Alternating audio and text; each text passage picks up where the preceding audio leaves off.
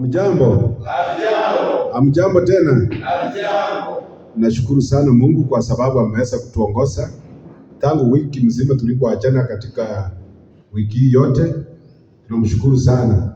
Na washiriki wenzetu mahali popote mko mnaangalia katika mahubiri ya leo, tumefika kwa divine service ambaye tutaongozwa siku ya leo na kanisa letu la KBCU. Kwa wakati huu ni wakati mwingine na wakaribisha wote ili muweze kusikiza uhuru na tuweze kusikiza neno la Mungu. Na kabla tujakabisha mhubiri wa leo, hebu na tuweze kuamini na tuweze kuomba. Baba na Mungu wetu ishie milele, asante kwa siku hii ya leo. Asante Yesu Kristo kwa vile umeweza kutuongoza wiki mzima na tumeweza kufika hapa siku ya leo Kristo. Mtumishi wako ambaye umemchagua siku ya leo, tunamkabidhi mkononi mwako Mungu. Uweze kumfunika na utukufu wako, uweze kumfunika na damu yako ambayo ilimwagika msalabani, ili neno ambaye ataweza kutoka siku ya leo Kristo, iweze kutusongeza karibu nawe Kristo. Naye wengine ambaye tunaweza kusikiliza Kristo, uweze kusamea dhambi na makosa wetu. Tumeomba tukiamini katika jina la Yesu Kristo ya makosa wetu. Amen. Asante. Ni wakati mwingine tunamwalika mtumishi wa Mungu ambaye amechaguliwa siku ya leo ambaye ni Elder Richard Mecha. Karibu Elder.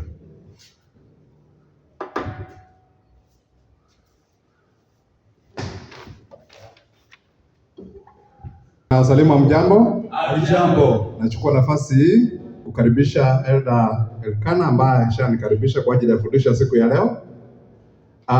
Na fundisho letu ya siku ya leo tutalipata kutoka kitabu cha Wafalme wa Pili 5 tukiendelea. Na kichwa cha fundisho letu ya siku ya leo ni kwamba Naaman aponywa ukoma. Fungu la kukariri tutalipata kutoka kitabu cha Wafalme wa Pili 5 fungu la 3. Wafalme wa Pili 5 fungu 3. Akamwambia bibi yake, laiti bwana wangu angekuwa pamoja na yule nabii aliyeko Samaria, maana angemponya ukoma wake. Asante. Kwa hivyo tunaona ya kwamba ni mtoto kichakazi mdogo aliyeweza kutekwa nyara ili aweze kuwa mtumishi wa nyumba katika nyumba ya jemedari Naaman. Na tunaona ya kwamba mtoto huyu ni mtoto ambaye aliweza kulelewa katika mazingira ya Ukristo, mazingira ya Kiadventista, akaweza kujua umuhimu wa uponyaji unaotoka kwa nguvu za Mungu. Ndio sababu mara nyingi tunapofundisha ama tunapoombea watoto kanisani, tunasoma mafungu ambayo yanatuweza kutuwezesha kufundisha watoto wetu tabia zilizo nzuri. Ndio sababu tunasoma katika kitabu cha Proverbs 22 fungu la 6. Inasomaje msomaji? Biblia inasema, mulee mtoto katika njia impasavyo, naye hata iacha hata atakapokuwa mzee. Asante. Mnapoona tunapoombea watoto tunasoma fungu hilo, hatulisomi kwa ajili ya kulisoma. Tunasoma ili watoto wetu waweze kupata maadili mema kutoka kwa wazazi, na wazazi watawafundisha maadili hayo kutoka kwa Biblia. Na kwa nini wafundishwe wanapokuwa wadogo? Hayo ni mafundisho tuliyoyapata kutoka kitabu cha Kumbukumbu la Torati 6 kuanzia fungu la 4 kuteremka chini. Msomaji soma. Kumbukumbu la Torati 6:4 kwenda chini. Sikiza, he Israeli, Bwana Mungu wetu, Bwana ndiye mmoja. Naye mpende Bwana Mungu wako kwa moyo wako wote na kwa roho yako yote na kwa nguvu zako zote. Na maneno haya ninayowaamuru leo yatakuwa katika moyo wako, nawe uwafundishe watoto wako kwa bidii na kuyanena uketipo katika nyumba yako na utembeapo njiani na hulalapo na huendapo. Asante. Tunaona ya kwamba lazima tuweze kuwafundisha watoto wetu tabia zilizo nzuri, tuwafundishe sheria za Mungu ili mahali popote watakapokuwa waweze kuwa wameshika hizo sheria. Na tunaona ya kwamba watoto wana uwezo wa kuweza kuhubiria mtu jinsi na namna wanavyoweza, kwa sababu watoto mara nyingi hawakuangi na uoga wanapoongelea kitu ambacho wanaufahamu vizuri. Lakini tunaona ya kwamba anapoelezea mtu jambo hilo, mtu analichukua kwa uzito kwa sababu ni mtoto mdogo anayeelezea mambo ambayo ni mambo ya kimbingu. Kwa hivyo tunaona ya kwamba watoto hawa lazima tuweze kuwafundisha jinsi namna wanavyostahili kufundishwa. Ndio tunaona ya kwamba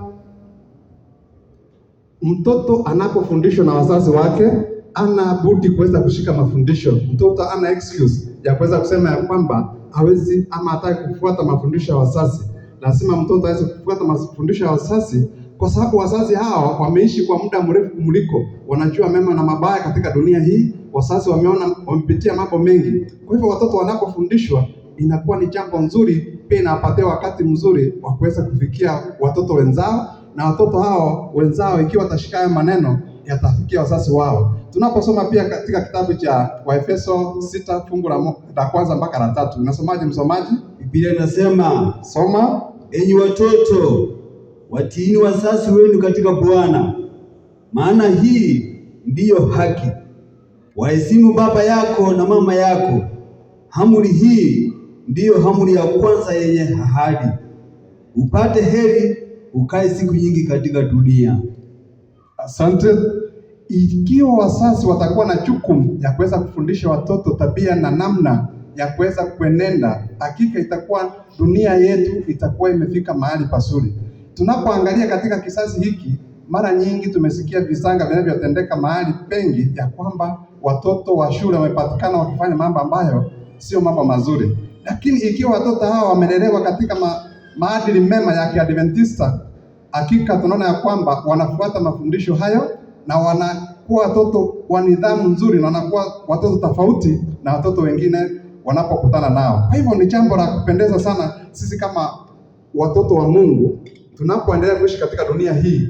Ombi langu kwa kila mmoja wetu kama Mkristo ni kwamba uhakikishe uone ya kwamba umeweza kufundisha mtoto wako mafundisho yaliyo mema, mafundisho ya kimbingu, ili mtoto huyu anapokuwa na watoto wengine kule nje anawafundisha tabia iliyo nzuri, na pia kupitia kwa mtoto huyu watu wengi wanapata kuokoka. Kwa hiyo mnasemaje watoto wa Mungu? Pia tunaposoma katika kitabu cha Wafalme wa Pili 5 fungu la 3, inasomaje msomaji? Nasema, akamwambia bibi yake, laiti bwana wangu angekuwa pamoja na yule nabii aliyeko Samaria, maana angemponya ukoma wake. Asante. Kwa hivyo tunaona ya kwamba huyu ni mtoto ambaye amefundishwa tabia na jinsi na namna kuweza kuamini ya kwamba kuna nguvu katika uponyaji, kuna nguvu katika watumishi wa Mungu, kuna nguvu katika ukiwa ndani ya Kristo.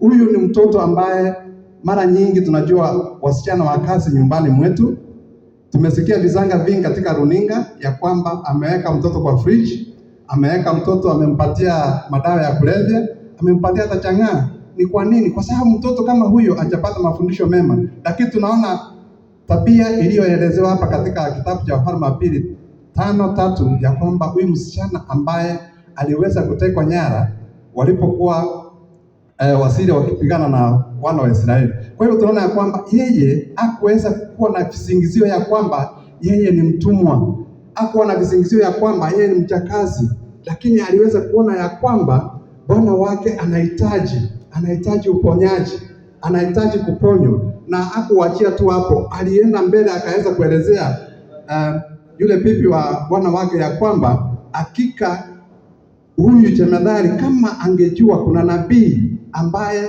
anaponya, nabii kule Samaria, nabii ana uwezo wa kuponya, nabii ambaye ni nabii wa Mungu, anatumia nguvu za Mungu kwa ajili ya kuponya, angeenda kule aweze kutibiwa. Hakuchukua ya kwamba hata mimi niletwa hapa kama mateka, kwa hivyo awe na uchungu, awe amekasirikia, lakini aliweza kuona ya kwamba kwa sababu yeye amelelewa kwa maadili mema, ni lazima aweze kuponya mahali anaweza. Ndio tunaona ya kwamba aliweza kuelezea ya kwamba laiti bwana wangu angejua ya kwamba kuna nabii kule Samaria, angeenda kule afanye nini? Aweze kuponywa.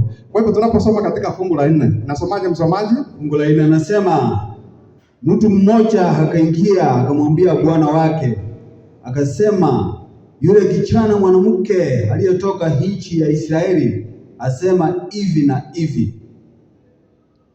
Kwa hivyo tunaona ya kwamba bibi wa Naamani hakusema ya kwamba ni upuzi wa kijakazi. Aliweza kulitilia maanani ya kwamba hakika huyu kichakazi ako na idea, ako na jambo ambalo naweza kusaidia mume wangu, ninaweza kumsaidia na huu ugonjwa ambao umemsumbua kwa muda mrefu. Ndio tunaona ya kwamba Naaman alipopata huo ujumbe, yeye pia aliweza kukubali. Jambo la kwanza, Naaman alikubali ya kwamba yeye ni mgonjwa. Hilo ndio jambo linalosumbua watu wengi katika ulimwengu huu. Mtu anapofanya dhambi, akubali ya kwamba yeye ni ametenda dhambi. Eti mpaka akuulize, uliniona? Uko na proof? Ambayo mara nyingi vitu vinavyohitaji proof inakuwa ni vigumu kufanya nini? Kuonekana. Lakini tunaona kwamba huyu jemadari Naaman aliweza kukubali ya kwamba yeye ni mgonjwa. Jambo la pili, akaweza kukubali ya kwamba kwa sababu yeye ni mgonjwa anahitaji kuponywa. Nasi vile tunavyoishi katika wakati huu, tunaishi, tumepitia mambo mengi, tumepitia corona, magonjwa ambayo hayatibiki. Lakini mara nyingi unapata ya kwamba mtu ni mgonjwa, lakini hataki kusema ya kwamba yeye ni mgonjwa. Hataki kusema ni mgonjwa wapi, na hataki kukubali ya kwamba anahitaji uponyaji. Ndio inakuwa shida, watu wengi hawezi kuponywa. Kwa hivyo tunaona ya kwamba Naaman aliweza kukubali ya kwamba yeye ni mgonjwa. Na baada ya kukubali yeye ni mgonjwa, alikubali ya kwamba anahitaji uponyaji. Ndipo akaweza kupanga ya kwamba aweze kusikiza maagizo na yule mkichakazi ambaye aliyoelezea ya kwamba katika Samaria kuna nabii wa Mungu ambaye ana uwezo wa kuponya. Hebu msomaji nisomee fungu la 9. Fungu la 9. Soma. Basi Naamani akacha na farasi wake na magari yake, akasimama mlangoni pa nyumba ya Elisa. Kwa hivyo tunaona ya kwamba Naaman lake ni njia moja ya kuonyesha ya kwamba alikubali repentance, alikubali ya kwamba yeye anahitaji uponyaji. Nasi tunapokumbwa na mambo kama haya, tunapokubali, inakuwa ya kwamba tumekubali sisi wenye dhambi, tunahitaji kuponywa, tunahitaji repentance, tunahitaji kutubu.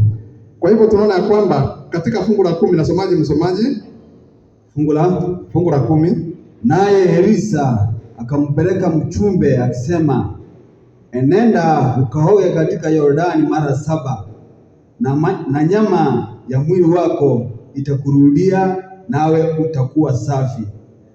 Kwa hivyo tunaona ya kwamba Elisha mtumishi wa Mungu hata ana haja ya kwenda kukutana na Naaman. Yeye alikuwa anajua ya kwamba ana uwezo wa kutamka ya kwamba nenda ukafanye hivi na hivi uwezo ukaponya. Kwa hivyo tunaona kwamba nguvu za Mungu zikiwa ndani yako, uhitaji mambo mengi. Kile unahitaji kusema ni kuamini Mungu ana uwezo, amekuwezesha kufanya haya yote. Kwa hivyo ni kutamka tu ya kwamba nenda kule utaponywa na utaponywa. Asante. Na fungu la 12 mtumishi, Je, hapana Nafabali mito ya Dameski si bora kuliko maji yote ya Israeli? Je, siwezi kujioza ndani yake na kuwa safi? Akageuka akaondoka kwa hasira. Tunaona ya kwamba Naaman amekasirika kwa sababu mahali ambapo ameambiwa aende kutumbukiza ili aweze kuponya ni mahali ambapo maji haya yalikuwa machafu, sio kama maji ya kwao. Kwa hivyo tunaona ya kwamba aliingiwa na hasira kwa sababu kama jemedari mkuu alikuwa anatarajia ya kwamba aweze mtumishi wa Mungu tu aongee ya kwamba pona na apone, lakini anajua ya kwamba uponyaji uko na gharama, unahitaji gharama. Nasi tunapoingia katika majaribu ama tunapoingia katika dhambi, tujue ya kwamba dhambi iko na gharama. Kwa hivyo tunaona ya kwamba uponyaji wake alipoambia ya kwamba aende katika mto Jordan akajitumbukize ndani mara 7, lake ilikuwa kana kwamba amekerwa. Kwa hivyo inatufundisha ya kwamba uponyaji ama salvation haikuji jinsi namna unavyotaka. Uwezi sema ya kwamba nataka niokolewe kwa namna hii. Wokovu unatoka kwa Mungu mwenyewe. Mungu ndiye anayejua ni stari gani anayestahili kukuponya. Una budi kuitikia yale Mungu anayokuelezea. Kwa hivyo ukiwa na hitaji, sio vizuri anza kupeana masharti ya kwamba nataka hivi na hivi. Lazima ufuate vile unavyoelezewa. Kwa hivyo tunaona kwamba uponyaji haukuji jinsi namna mwanadamu anavyotaka. Uponyaji unakuja jinsi Mungu mwenyewe anavyohitaji. Kwa hivyo tunaona kwamba Naaman baada ya kushawishiwa na wenzake aliweza kukubali kuingia katika muda huo mara 7, alipojitumbukiza mara 7, tunaona ya kwamba aliweza kuponywa. Kwa hivyo tunaona ya kwamba tunapoishi katika dunia hii tunapitia challenges nyingi. Challenges zinapoingia katika maisha yetu, kile tunachohitajika kufanya ni kuamini Mungu ya kwamba Mungu ana uwezo, Mungu ambaye ana uwezo wa kutamka tu neno moja ya kwamba shida ulio nayo iweze kuondoka na iondoke. Kwa hivyo lile letu tunalohitajika kufanya ni kuwa na imani na kuamini ya kwamba ikiwa tunamtegemea Mungu kwa kila jambo, Mungu atatuondolea yote. Ichapokuwa tunapitia kipindi kigumu cha corona, kile tunachohitajika kufanya kama watoto wa Mungu ni kuwa na imani ya kwamba hakuna jambo linalotendeka katika ulimwengu huu pasipo Mungu kujua ya kwamba jambo hili linatendeka. Kwa hivyo letu kama watoto wa Mungu ni kuomba na kuamini ya kwamba Mungu wetu ana uwezo wa kutuponya, Mungu ana uwezo wa kutuondolea magonjwa yaliyo miongoni mwetu, Mungu ana uwezo wa kutendea makuu, kwa sababu Mungu wetu ni Mungu wa upendo, Mungu anayejali, ni Mungu wa rehema, na ni Mungu anayeishi milele zote. Na Bwana aweze kutubariki. Amen. Tuombe. Baba wetu, mfalme mwema, tunakushukuru kwa sababu imekupendeza tuweze kuwa na kipindi hiki cha mahubiri. Na ombi letu ni kwamba mfalme mwema, tuweze kuwa na imani ya kwamba nguvu zako zina uwezo wa kutenda makuu katika maisha yetu. Shika kila mmoja wetu katika mkono wake ili uweze kutembea nasi ili tuweze kuwa washindi. Tunaishi katika kipindi kigumu, kipindi ambacho wengi tumekata tamaa, lakini kwa uwezo wako na tukiamini yote yatakuwa vizuri. Gusa kila mmoja wetu ambaye amekusanyika katika siku ya leo kwa ajili ya mafundisho haya, ili tuweze kuwa na imani ya kwamba una ushindi dhidi ya shida zetu. Hilo ndio ombi letu kupitia Yesu Kristo, ambaye ni mkombozi wetu. Amen.